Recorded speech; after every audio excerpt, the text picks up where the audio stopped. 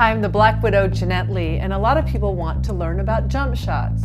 So I wanted to tell you about them. When you watch us on ESPN, you're going to notice that we shoot with a special cue. We have a normal shooting cue that we use, but we also have a jump cue that's very commonly attached with our break cue. So this is what I break with on tour, and I would break it down right here, like this, and I could put that on the floor or go put that on the table. What it does is it's a lot lighter. It also has a harder tip, harder ferrule, and allows me to strike down very quickly. What a lot of amateurs do is they scoop the cue ball like this. That's actually not legal. You have to strike down on the cue ball off a dense surface and get that cue ball to jump up in the air over the obstructing ball into the 3-ball in the corner pocket. So here's an example. I want to actually strike the cue ball over the 8-ball into the 3-ball, making it in the corner pocket. Just like that. When you're at home, a good way to practice is to actually use a house cue. Actually, don't practice this at home. Practice it at your friend's house or anywhere else, not at your own house, because it can tear up the cloth until you learn what you're doing. All right. So this is a good way to practice. You elevate the back of your cue stick. Now, there are plenty of players that can jump with a full cue.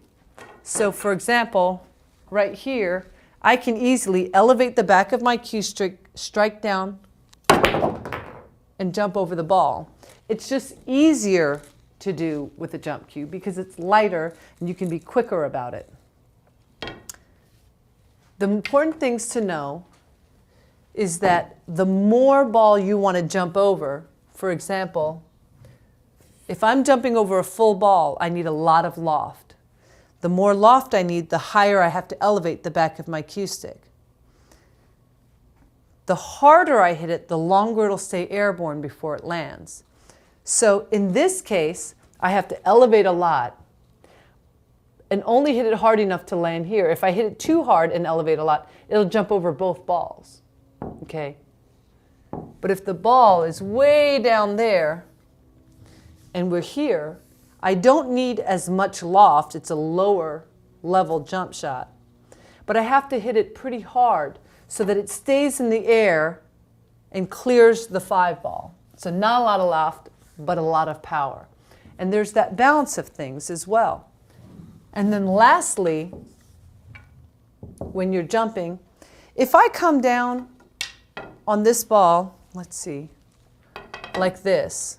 If you're looking down at the ball, I hit right in the center, looking down at the face of it like a clock, hitting just dead center. You can hit just above center, but if you want, you can follow, hitting it up high. You can draw the ball and aim lower on the cue ball, like this. If I wanted to put draw on the ball, and make sure you chalk up, it's very important. If I want, I can aim low with draw, get that cue ball to come backwards. But it takes practice, practice, practice. Loose grip, strike down on the ball with a solid hit. The more you have to jump over the ball, and let me clarify that, this is a full ball jump. You have to clear a full ball. If it's here, and this is all you have to clear, you don't have to jump as high to clear the edge of the 7-ball. So here, I would not have to elevate as much to jump the ball as I would here, where I would have to really elevate. And the last thing about jumping is, try to keep your chin close to the ball as you elevate. Because if your body and your back leg bends with it, you can keep your elbow behind you. If you have your head up here trying to jump, your shoulder will get in the way, and now the only way to jump high is to turn your wrist. Now you're jumping like this. Well, you don't shoot like this. You shoot like this. So just try to keep your head and your back and your elbow aligned with the shot. Practice, practice, practice. If it's really important to you, go out and get yourself a good jump cue, but you can, again, practice with a full cue at home. All right, keep on practicing. We'll see you later.